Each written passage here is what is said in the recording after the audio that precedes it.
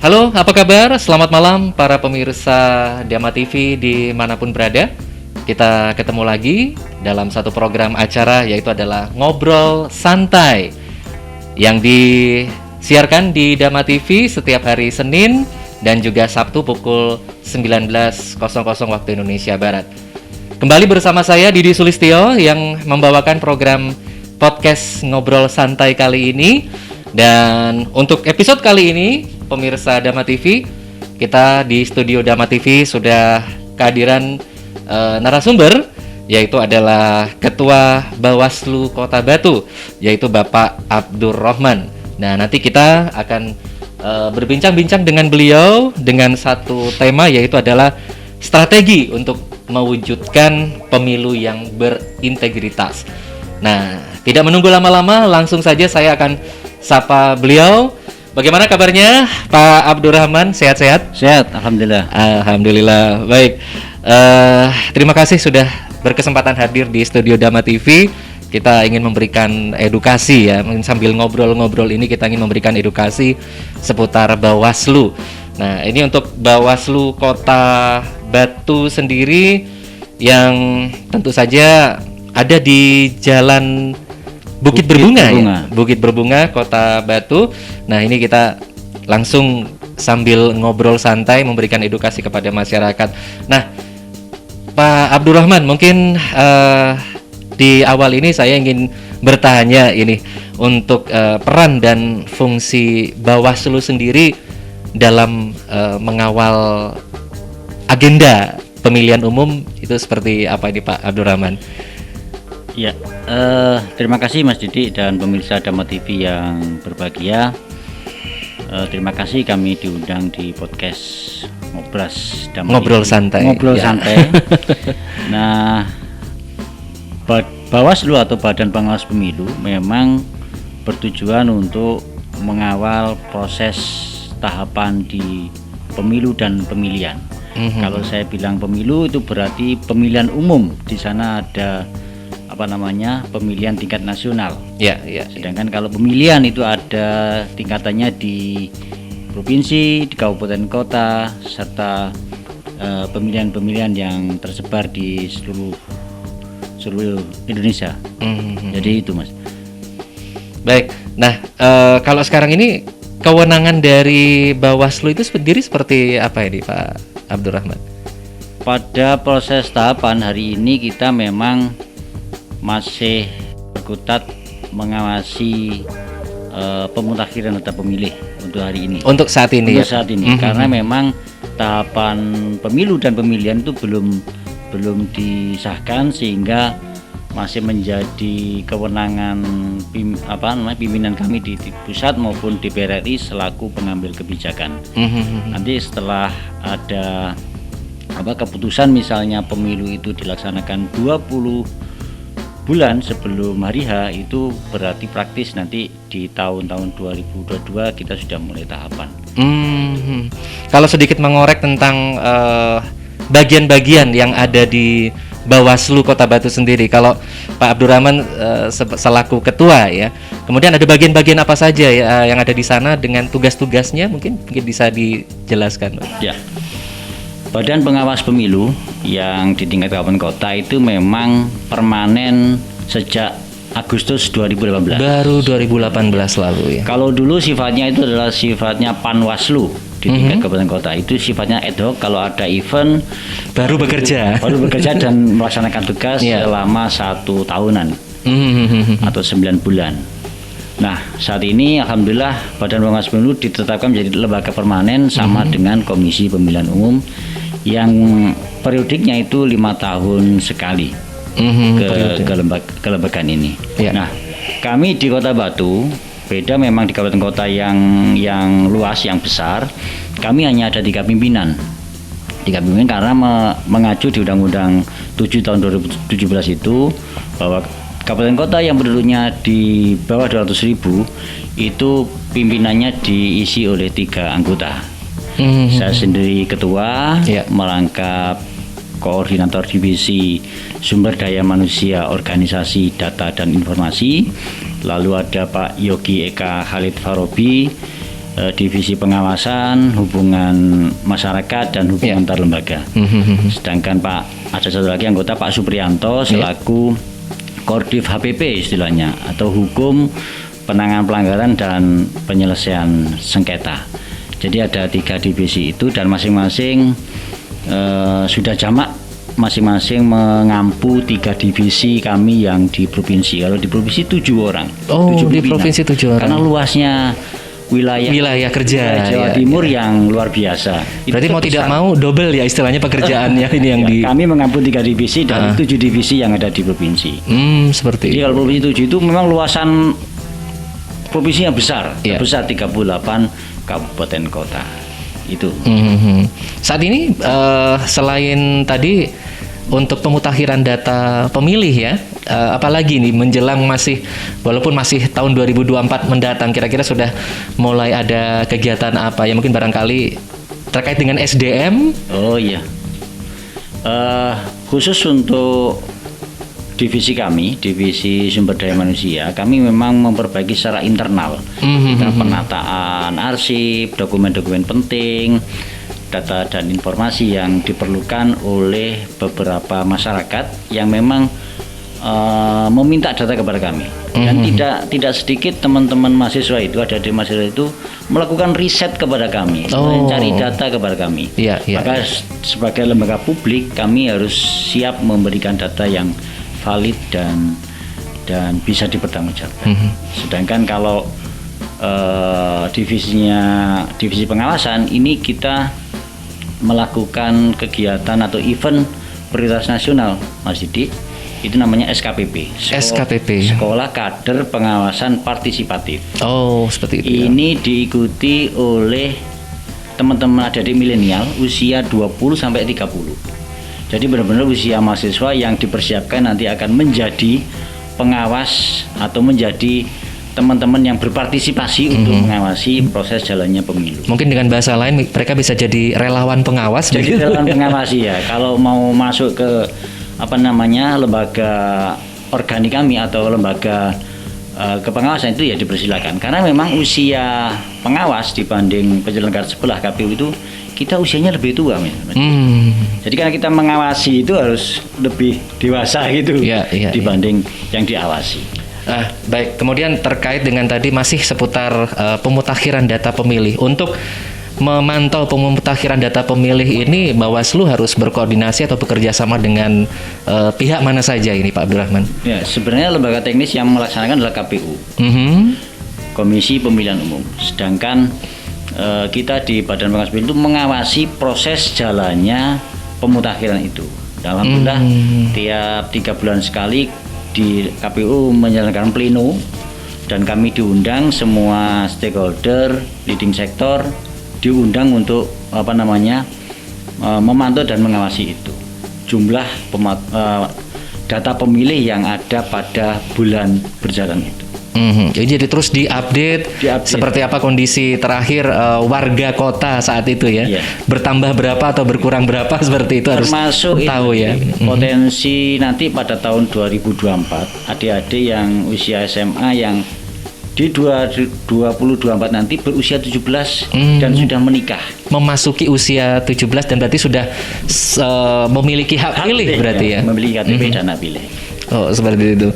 Ya, baik, dan sekali lagi pemirsa Dama TV dimanapun berada, kita masih berbincang-bincang dengan Bapak Abdurrahman selaku Ketua Bawaslu Kota Batu, masih dalam program podcast Ngobrol Santai kali ini.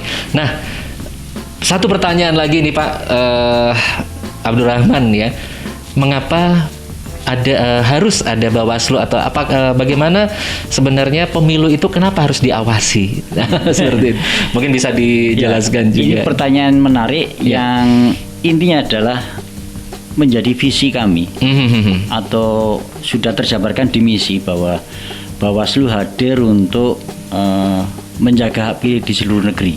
Menjaga hak pilih di seluruh negeri. Seperti juga tadi kegiatan kita pemutakhiran data pemilih berkelanjutan. Itu harus kita awasi karena potensi pemilih yang data pemilih kan menjadi kerawanan tersendiri. Karena dihitung itu kan angka itu membuat calon, membuat kontestasi itu menjadi apa? Bisa bergesek ya, ya, karena angka. Yang kedua adalah Bawaslu dibentuk memang untuk menegakkan keadilan pemilu. Menegakkan keadilan pemilu itu kalau tadi saya sampaikan ini melanjutkan tadi ya, divisi HPP tadi itu, di sana ada hukum itu mengatur tata aturan karena memang kita semua ada payung hukum dan berhadapan dan melaksanakan hukum pemilu. Yang kedua penanganan pelanggaran. Jadi kenapa Bawaslu itu dibentuk ya ini menangani pelanggaran supaya kontestasi ini berjalan secara fair, secara berintegritas, secara orang yang menang kalah terhormat, menang bermartabat. Seperti gitu. Itu ya. Baik. Jadi lalu yang ketiga tugasnya adalah yang berikutnya adalah penyelesaian sengketa. Bawaslu ini dikasih kewenangan untuk menyelesaikan sengketa proses. Untuk proses tahapan yang ada di pemilu maupun pemilihan. Baik, nanti kita lanjutkan lagi nih Pak Abdurrahman.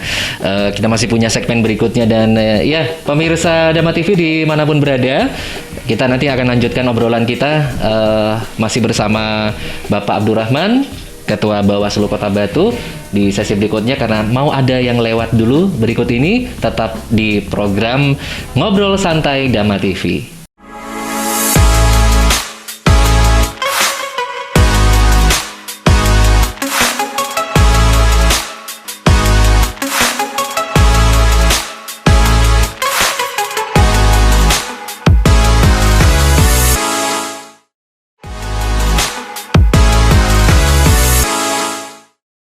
Ya, baiklah pemirsa Dama TV dimanapun berada, kita masih di program podcast Ngobrol Santai yang hadir setiap hari Senin dan juga Sabtu pukul 19.00 waktu Indonesia Barat.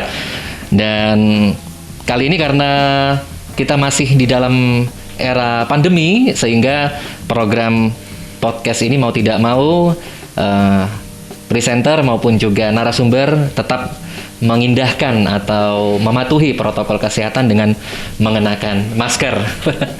Baiklah, kita masih bersama Bapak Abdurrahman selaku narasumber kita untuk episode kali ini. Beliau adalah Ketua Bawaslu Kota Batu dan juga masih seputar obrolan kita tentang strategi mewujudkan pemilu yang berintegritas. Nah, baik Pak Abdurrahman, kali ini saya ingin bertanya juga nih kepada Pak Abdurrahman. Ini setiap pemilu dituntut berintegritas begitu ya. Nah, bagaimana menjaga kenetralan dari Bawaslu sendiri, termasuk anggota-anggotanya ya, seluruh yang bekerja atau bertugas di Bawaslu ini, terlepas Bawaslu ini juga adalah adalah warga negara yang memiliki hak suara seperti itu. Nah, bagaimana Bawaslu ini menjaga kenetralan dan juga menjaga integritas untuk sebagai penyelenggara pemilu sendiri? Silakan Pak Abdurrahman. Ya, Mas Didi, pertanyaannya cukup bagus dan ini menjadi core kami dalam bekerja di Badan Pengawas Pemilu. Untuk menjaga integritas kami, memang semua anggota Badan Pengawas Pemilu maupun staf kami yang ada di kabupaten kota, di provinsi maupun di RI itu memang bekerja berdasarkan sumpah. Sumpah dan fakta integritas yang kami tanda tangani di atas materai itulah yang menjadi komitmen kami untuk menjadi pribadi yang mandiri, pribadi yang sebenarnya netral dan harus tampak netral. Kami di penyelenggara pemilu, dan ini juga menjadi, kalau saya penyelenggara pemilu berarti saya menyebutnya ada Bawaslu, ada KPU, ada DKPP, karena 3 lembaga ini lembaga penyelenggara pemilu. Mereka adalah kalau ketua DKPP mengatakan inilah pribadi-pribadi yang istimewa, karena sebenarnya kami ini netral itu bahkan asosial. Kami ini asosial. ngopi bareng sama ketua partai di pojokan kafe juga tidak bisa. Tidak bisa. Karena justru sampai di situ bisa jadi tersorot itu nanti ya. Bahkan keterangan kami juga dibuktikan dengan kami tidak menjabat organisasi manapun, ormas maupun organisasi kepemudaan. Jadi ketika saya sudah daftar di Bawaslu dan diterima, otomatis jabatan-jabatan kami yang kami emban, bahkan sekretaris RT aja sudah saya lepas. Itu menjaga kemandirian kami untuk memutuskan sesuatu karena kami dianggap harus netral dan tampak netral. Oh ya. Tadi disebutkan memutuskan sesuatu, berarti memang ada kewenangan dari Bawaslu saat ini mungkin semakin bertambah begitu Pak ya? Dengan berubahnya Panwaslu menjadi Bawaslu, itu kewenangannya menjadi kewenangan yang powerful, yang menjadi kewenangan yang sebenarnya kami bisa menggelar kuasi peradilan, menggelar sengketa peradilan. Kalau ada beberapa penyelenggara maupun peserta pemilu itu yang melakukan adjudikasi kepada kami, dan kami harus menggelar proses peradilan. Ya, jadi yang awalnya hanya sebagai tugas pengawasan, menerima laporan, menelaah sebuah perkara, tetapi justru sekarang juga bisa jadi pengadil begitu Pak ya? Dan kami hakim-hakimnya kami pimpinan bertiga ini menggelar peradilan, dan itu keputusannya keputusan ingkrah dan harus ditaati oleh semua pihak yang berperkara. Luar biasa, berarti amanahnya semakin berat ini ya. Nah, kalau berbicara tentang pelanggaran pemilu sendiri, mungkin belum lama ini atau mungkin pemilu terakhir yang menjadi tanggung jawab atau tugas dari Bawaslu Kota Batu. Ini pelanggaran apa yang masih sering ditemui ini Pak Ketua? Jadi pelanggaran itu munculnya itu adalah dari temuan petugas kami yang di lapangan.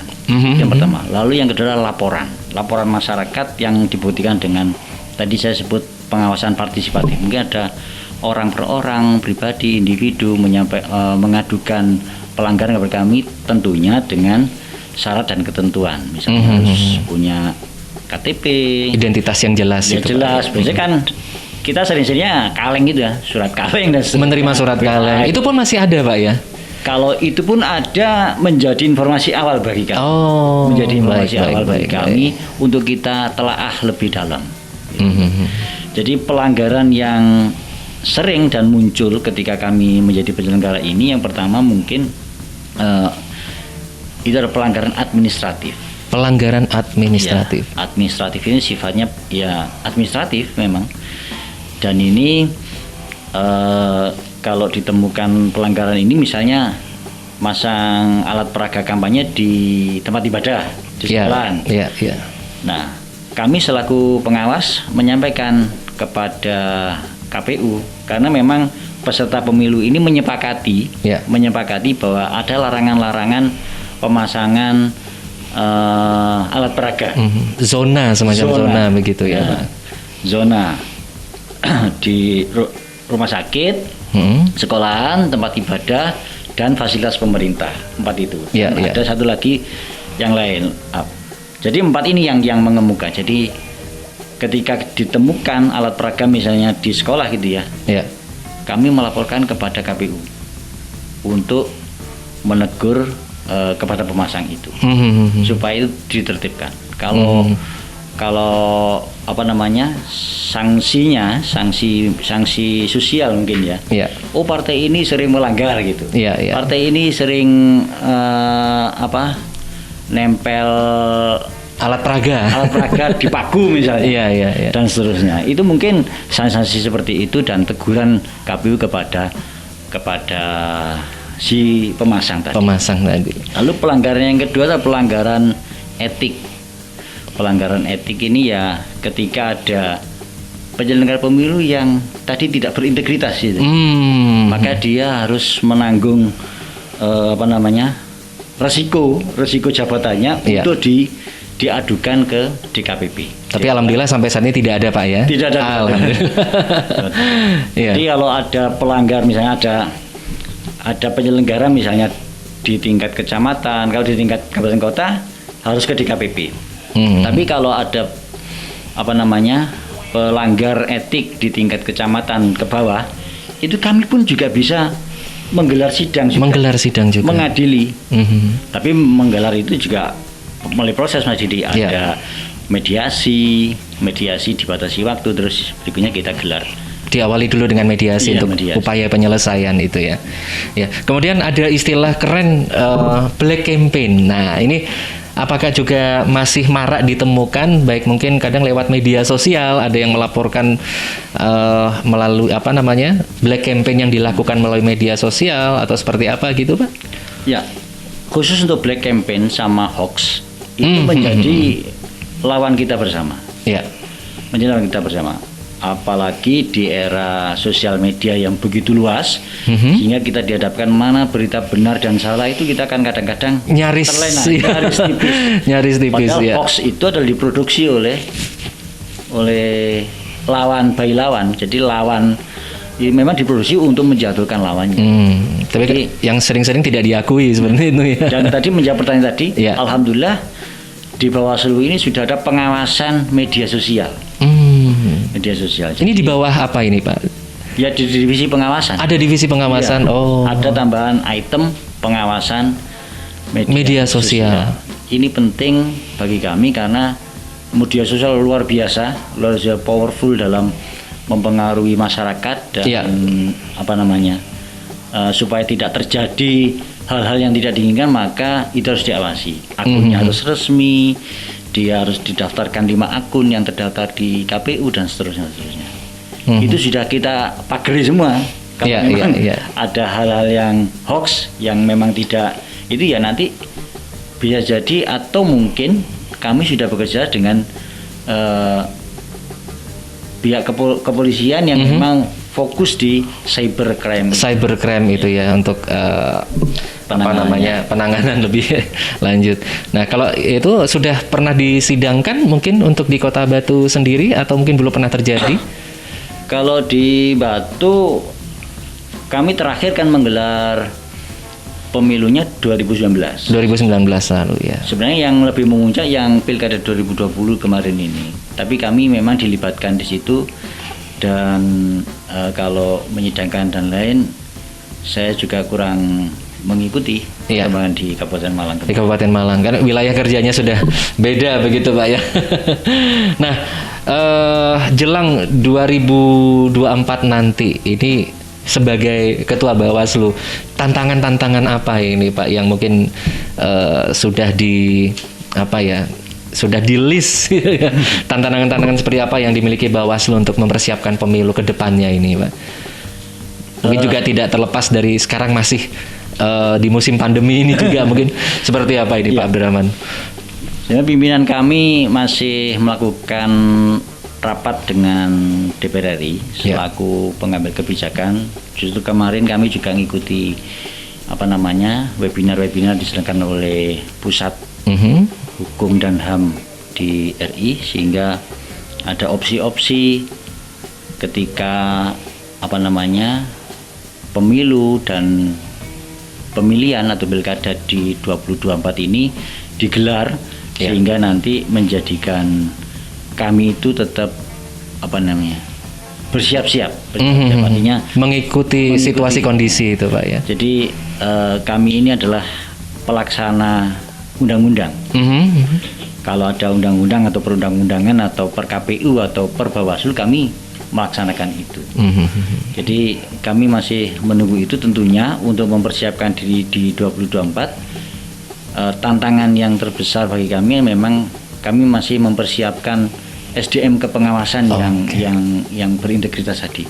Karena sebagai pengawas itu kita harus solid, berintegritas, bermental, dan bekerja secara profesional. Baik, nanti kita masih ada satu segmen lagi untuk melanjutkan obrolan santai ini bersama Bapak Abdurrahman, Ketua Bawaslu Kota Batu ya. Dan jangan kemana-mana, tetap di Dama TV. Kami akan segera kembali setelah beberapa pariwara atau pesan-pesan yang akan lewat berikut ini.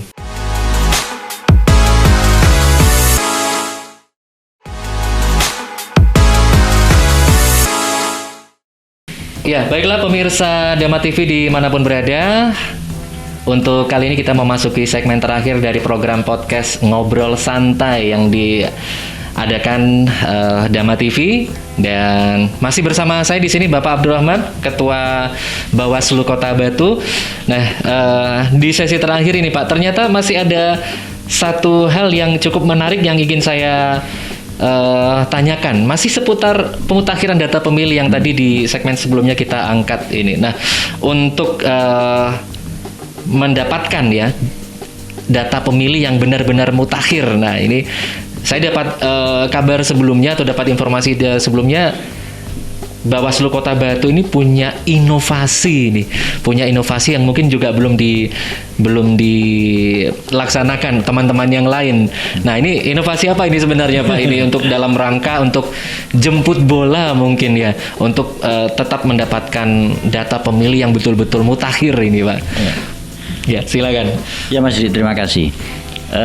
Seperti saya sampaikan tadi, data pemilih ini menjadi potensi kerawanan pemilu. Jadi kita harus benar-benar benar-benar cermat dalam menjalankan dan menelaah data itu benar benar. Karena masalah data, masalah angka. Ya. Selisih satu bisa jadi masalah. Masalah itu. Makanya itu tingkat kerawanannya cukup tinggi. Ya.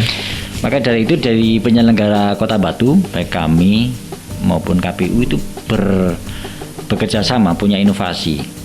Ini yang paling dekat dengan kelahiran dan kematian itu kan Pak Mudin di 24 desa di Batu. Yeah. Sehingga ketika ada Pak Mudin, ada angka kematian, angka kelahiran, khususnya angka kematian ini Mas. Angka kematian itu kadang-kadang keluarga itu malas ngurus akte kematian. Nggak langsung begitu ya, mungkin masih harus nunggu 40 harinya. Ada faktor apa? Ada faktor tidak ada warisannya atau apa gitu ya. Iya. Tapi yang jelas memang kami juga mendorong, setelah mengetahui itu, kami mendorong kepada Disduk Capil untuk bisa diterbitkan akte kematian secara massal. Jadi ini potensi ini cukup bagus karena memang data yang kami miliki valid. Jangan sampai teman almarhumah yang sudah meninggal, yang notabene tidak melaporkan akta kematian, dia masih tercatat di daftar pemilih. Jadi malah jadi pemilih gaib gitu. Pemilih gaib. Ini di kabupaten kota lain terjadi seperti ini. Dan kalau kita fair fact, harusnya ya ke makam memastikan apakah yang bersangkutan benar-benar sudah berpindah tempat di situ. Nah ini, jadi ada inovasi seperti itu dan kami menyambut dengan baik. Di samping memang ini ya Batu kan kecil itu. Iya. Ada 24, jadi meminitnya itu masih lebih mudah Pak ya. Apalagi mohon maaf, pandemi kemarin kematian kan luar biasa ya. Ini kita cermati.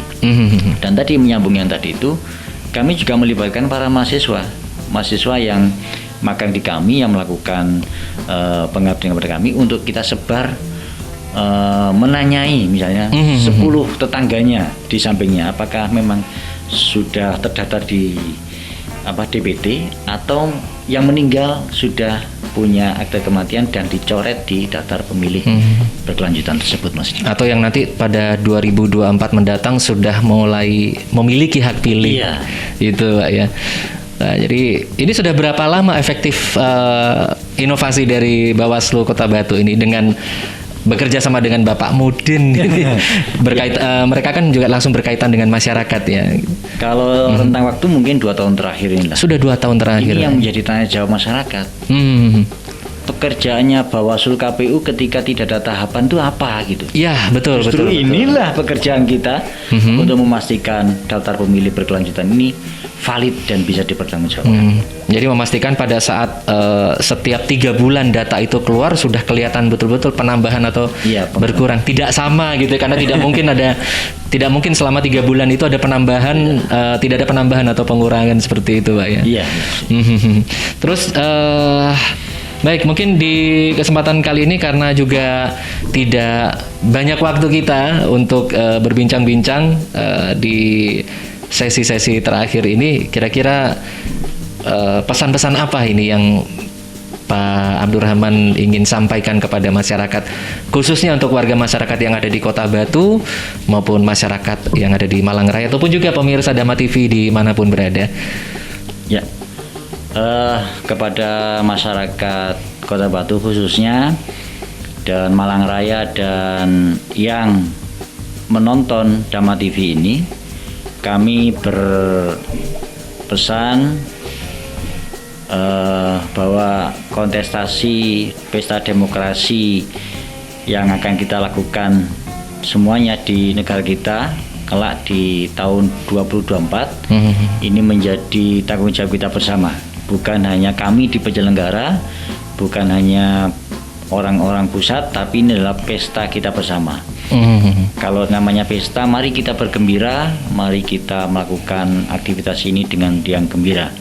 Tahapan pemilu belum dilaksanakan, tapi kami berharap masyarakat bisa cerdas memantau informasi itu dengan baik dari sumber yang terpercaya. Karena memang pembahasan ini masih di tingkat nasional, menentukan besaran model dan bagaimana pemilu dan pemilihan ini akan dikemas. Kami sebagai penyelenggara di bawah siap melaksanakan tugas-tugas itu, tentunya dengan masyarakat sekitar. Nah, khusus untuk Bawaslu, kami menggugah hati nurani panjenengan sedaya untuk bisa berpartisipasi melakukan aktivitas-aktivitas yang baik buat pemilu dan kepemiluan. Misalnya, anggota keluarganya dicek apakah sudah masuk dalam daftar pemilih. Ini ngeceknya di mana? Di KPU. Ada laman KPU lindungi hak pilihmu. Itu ada di laman KPU RI. Jadi bisa kita ketikkan NIK kita, akan muncul apakah kita masih terdaftar di situ, di TPS berapa, desa, dan itu detail sekali. Detail sekali ya. Nah, maka dari itu, yang kedua, harapan kami untuk masyarakat, kalau sudah proses tahapan berlangsung, silakan berpartisipasi aktif, melaporkan kejanggalan, kemungkinan kecurangan atau informasi awal yang bisa itu menciderai proses demokrasi untuk dilaporkan kepada kami, dan akan kami tindak lanjuti lebih lanjut untuk mewujudkan demokrasi yang berintegritas, bermartabat, dan tentunya untuk kebaikan negara kita bersama ini. Terima kasih. Ya, dan kabarnya dari Bawaslu Kota Batu juga membuka sekolah khusus ini untuk partisipasi masyarakat. Nah, ini sekolah seperti apa? Apakah memang terbuka untuk umum atau seperti apa yang bisa disampaikan ini? Oh iya, gelaran sekolah kader pengawasan partisipatif yang digelar di secara nasional. Kebetulan kalau di Jawa Timur itu ada 8 titik. Ada 8 titik. Terakhir di Madiun. Kemarin yang pertama mungkin di Gresik, di Sidoarjo, terus ada di Pasuruan, Batu, Madiun. Itu semuanya masih SKPP dasar. Yang di segmen tadi saya sebutkan itu rentang usianya adalah usia 20 sampai usia 30. Jadi pasca sekolah ya, pasca pendidikan dasar ya, yang bisa mengikuti ini. Ini masih dibuka atau sudah berjalan ini, Pak? Sekarang sudah selesai, terakhir kemarin di Madiun. Oh, sudah di Madiun. Jadi yang dasar yang sudah selesai. Kalau tidak salah ini skala prioritas Bappenas. Sudah diusulkan Bawaslu ke skala prioritas Bappenas menjadi pilot project yang luar biasa. Pendidikan politik harus ditularkan kepada para milenial. Jangan sampai nanti pemilu ini urusannya kalangan kolonial, kalangan tua.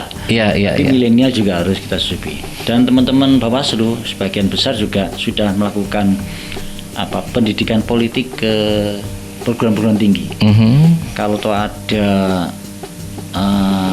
ada slot waktu, itu kita bisa mengajarkan pendidikan politik kepada mahasiswa. Politik adiluhung yang sebenarnya kita lakukan, tidak hanya politik saling merusak dan seterusnya, tapi politik yang pesta demokrasi yang benar-benar bermartabat untuk kemajuan negara. Toh kita milih pemimpin itu adalah berdasarkan pilihan kita, yang tujuannya juga baik. Tapi kalau dicederai dengan black campaign, money politik dan seterusnya, itu akan nilai kemartabatannya itu akan berkurang.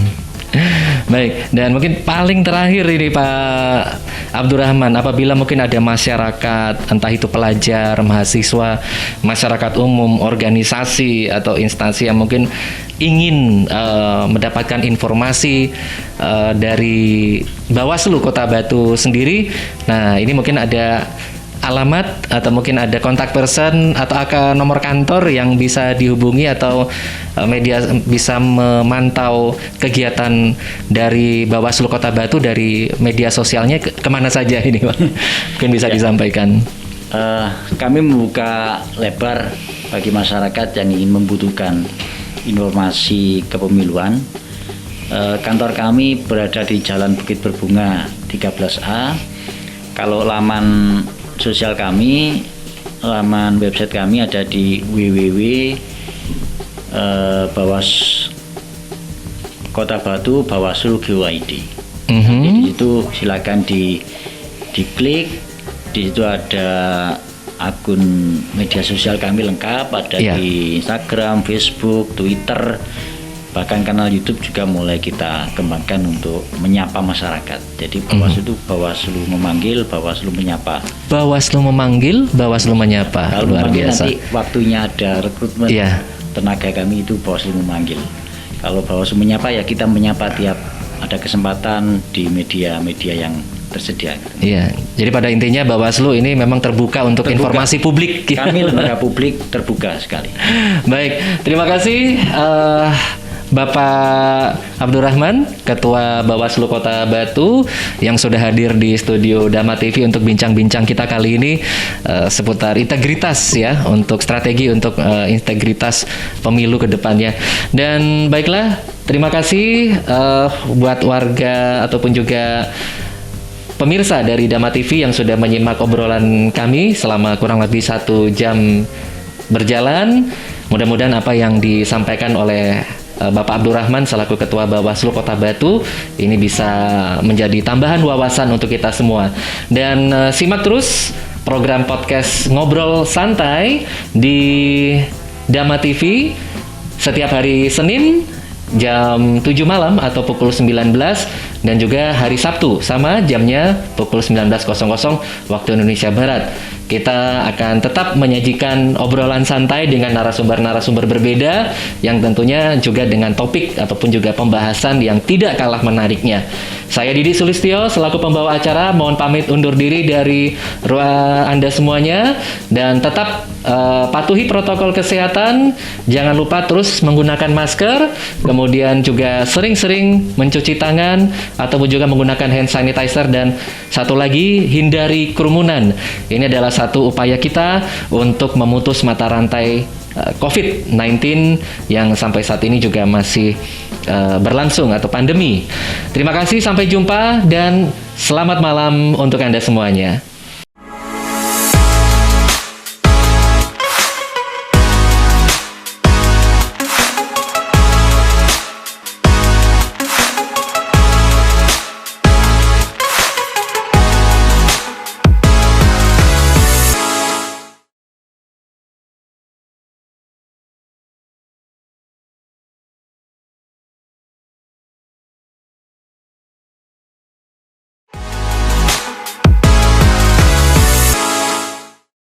Baiklah pemirsa Dama TV yang berbahagia dimanapun Anda berada, kita masih di program podcast Ngobrol Santai yang disiarkan di Dama TV setiap hari Senin dan juga Sabtu pukul 19.00 atau jam 7 malam.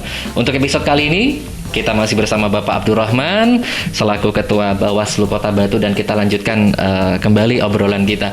Nah, Pak Abdurrahman, di sesi sebelumnya atau di segmen sebelumnya tadi sempat kita mengangkat tentang hoax ya, dan tadi sudah dijelaskan juga bahwa dalam hal ini Bawaslu juga bekerja sama dengan divisi cybercrime dari kepolisian ini untuk salah satu upaya untuk pembuktian. Nah, ini mungkin juga ada kabar yang beredar di masyarakat bahwa tahun 2024 nanti pemilu ini ditiadakan. Nah, ini termasuk hoax atau bukan ini Pak? Mungkin bisa dijelaskan pada masyarakat Malang Raya atau pemirsa Dama TV.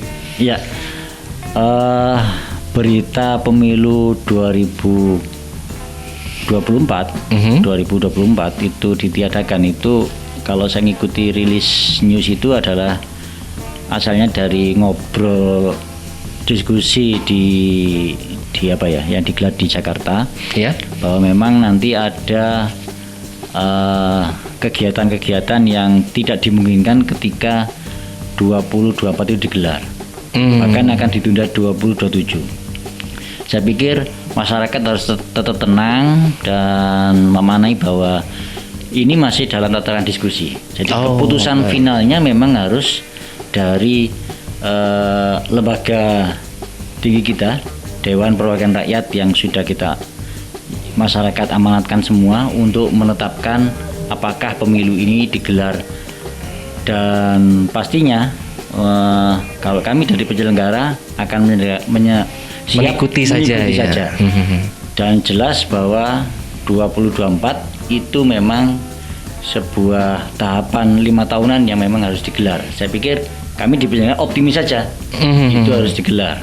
Tapi seandainya nanti ada berita-berita itu, ya calling down dulu, cari beritanya apakah memang si penyebar berita itu termasuk orang yang bertanggung jawab atau tidak. Jangan-jangan memang ada maksud tertentu mengkaburkan antara pelaksanaan pemilu di 2024 atau 2027. Jadi saya pikir masyarakat harus arif bijaksana bermedsos, mencermati berita yang dibaca apakah benar-benar orisinil atau itu berita yang dibuat-buat untuk meresahkan masyarakat. Oh ya, jadi harus pintar-pintar juga ini untuk mengkonsumsi media atau mengkonsumsi berita, Pak Abdurrahman. Ya, nah kemudian tadi sebelumnya juga sempat dicontohkan ya oleh Pak Abdurrahman bahwa beberapa jenis pelanggaran dalam pemilu itu diantaranya ada kode etik, ya, pelanggaran kode etik, kemudian pelanggaran administratif, dan juga pelanggaran pidana. Nah, terkait dengan pelanggaran ini, saya juga pernah mendengar istilah Gakumdu. Nah, Gakumdu yang mungkin terkait dengan penegakan hukum terpadu mungkin ya. Nah, ini mungkin bisa dijelaskan keberadaan dari Gakumdu ini seperti apa ini, Pak Abdurrahman? Ya. Sentra Gakumdu atau penegakan hukum terpadu itu dibentuk menjadi sebuah pokja di Bawaslu, kelompok kerja. Di sana terdiri dari 3 institusi, Bawaslu, Kepolisian, dan Kejaksaan Negeri. Jadi kami bertiga lembaga ini, masing-masing kepala kepolisian, kepala kejaksaan itu bergabung menjadi pokja itu. Ketika itu bekerja ketika ada pelanggaran pidana, Mas Yudi. Jadi tadi administratif, etik, dan pidana. Nah, pidana ini kami juga itu kebijaksanaan pimpinan RI membentuk dari lembaga-lembaga hukum yang tersedia menjadi pokja. Nah, ketika ada muncul suatu pelanggaran, maka pelanggaran itu akan kami kaji bertiga di kelembagaan itu, apakah ini termasuk melanggar secara pidana, kami memenuhi pelanggaran pidana atau diteruskan atau tidaknya itu tergantung dari pokja yang bersangkutan. Jadi pelanggaran pidana ini pada masyarakat saya sampaikan jenis-jenisnya yang ringan, yang kasat mata itu adalah merusak alat peraga. Ada banner terpasang terus disobek, dicoret, dilobangi, dan ketika ada laporan atau tindakan masyarakat, maka itu bisa dilaporkan kepada kami untuk diproses lebih lanjut. Iya. Nah, kalau sekarang ini yang lagi hangat dibicarakan di masyarakat, mungkin khususnya di Batu atau mungkin juga di Malang Kota maupun Kabupaten, ini kan masih memang jauh dari tahapan ya.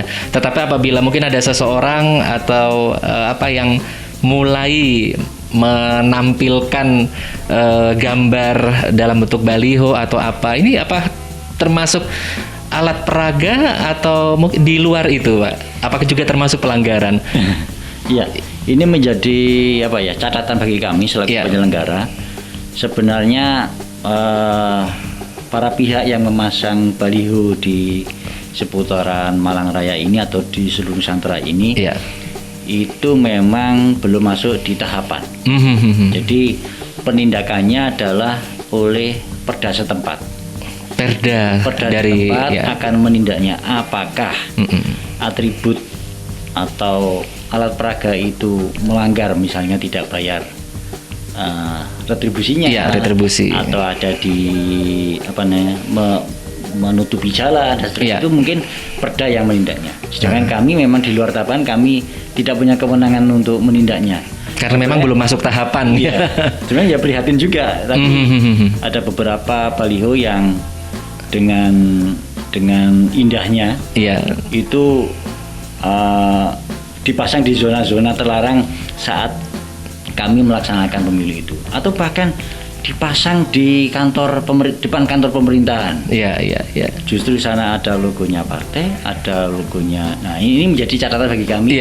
Dan selanjutnya memang tidak ada kewenangan, maka kami lakukan koordinasi dengan pihak penegak perda. Barangkali mungkin di tempat lain sudah ada yang Pol PP yang bertindak karena memang ditertibkan. Gitu ya. Oke. Dan ini juga kabarnya untuk Bawaslu Kota Batu sendiri dalam waktu beberapa bulan terakhir juga melakukan kegiatan MOU dengan perguruan-perguruan tinggi. Nah, ini apakah juga ada kaitannya dengan strategi Bawaslu Kota Batu sendiri untuk mewujudkan pemilu yang berintegritas ini, Pak? Ya, itu memang semangat kami di divisi hubungan antar lembaga. Hubungan antar lembaga yang ada divisinya Pak Yogi itu memang melakukan MOU dengan beberapa perguruan tinggi, termasuk institusi apapun yang ada di kota kami itu kita ajak untuk melakukan MOU dengan kami, apakah media, apakah komunitas tani, apakah disabilitas, atau komunitas-komunitas perguruan tinggi. Nah, khusus untuk perguruan tinggi memang Kota Batu tidak memiliki perguruan tinggi. Betul. Jadi adanya perguruan tinggi, sekolah tinggi keagamaan, sekolah-sekolah tinggi yang ada di Kota Batu. Dan itu mahasiswanya mahasiswa asrama, bukan asli penduduk Batu. Sehingga nanti semangatnya adalah ini untuk menjadikan pribadi-pribadi yang kita ajak bekerja sama itu, di samping perguruan tinggi itu melakukan tridharma perguruan tinggi, pendidikan, riset, dan pengabdian masyarakat. Di situ nanti setelah bergabung dengan kami bisa menjadi individu yang mampu menjadi pengawas partisipatif. Paling enggak ada pelanggaran di depannya itu bisa dilaporkan kepada perangkat pengawas kami yang ada di tingkat bawah, tingkat kecamatan maupun di tingkat kabupaten kota. Berarti dengan MOU ini tentu saja juga membuka istilahnya dari Bawaslu membuka kerjasama dengan instansi maupun pihak-pihak lain yang saling memberikan keuntungan kerjasama yang saling memberikan keuntungan seperti itu ya Pak ya. Jelas, kami sampai hari ini juga melakukan terus roadshow ke beberapa perguruan tinggi untuk bisa kami ajak bekerja sama, saling menguntungkan. Artinya kalau memang di situ ada perguruan tinggi bidang IT, jadi nanti berefek positif bagi kami, lembaga kami, untuk bisa memperkuat di sisi IT-nya. Mumpung ini pemilu masih lama, jadi kita infrastruktur dan suprastruktur kita disiapkan dari awal. Termasuk tadi disampaikan SDM-nya juga seperti itu ya. Oke, baik, dan pemirsa Dama TV dimanapun berada, kita masih punya satu segmen lagi untuk berbincang-bincang dengan Bapak Abdurrahman, Ketua Bawaslu Kota Batu, dalam program podcast Ngobrol Santai untuk edisi hari Senin kali ini. Baiklah, jangan kemana-mana karena ada pesan-pesan yang akan lewat dulu berikut ini. Tetap di Dama TV.